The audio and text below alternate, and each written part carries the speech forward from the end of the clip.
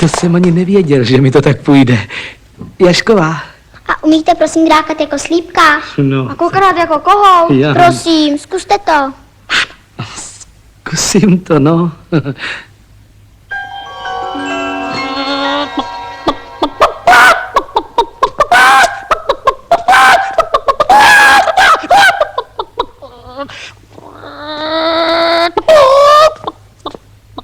To dělá Hermanová.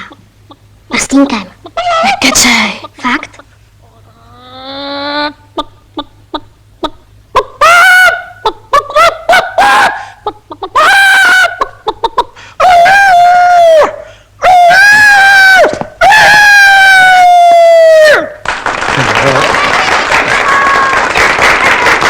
Pane kolego, výborně. Zastavte se potom u mě v ředitelně, ano? Ano, pane ředitel. Ten učitel Adam má opravdu mimořádné schopnosti. Ano. A není ve sboru sám, pane inspektore. Kolegyně Melicharová dokonce hraje na fujaru. Ano. Ano. Dále.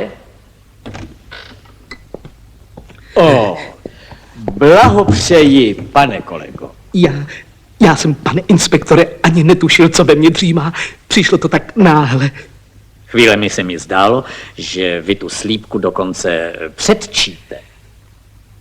Já najednou štěkám líp než pes, řektám lépe než kůň a snad bych svedl i paviána.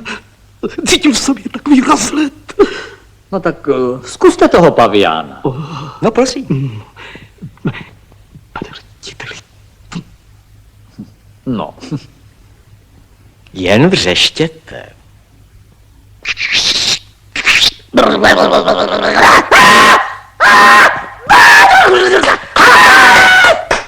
Skvělé, gratuluji.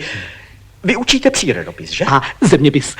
Poslyšte, to je obrovská výhoda, když učitel může předvést živou ukázku. Jinde na to potřebují drahé magnetofony. Dovolte, abych si poznamenal.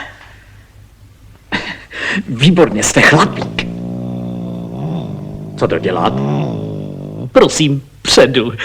Ach tak, pane inspektore, předeme.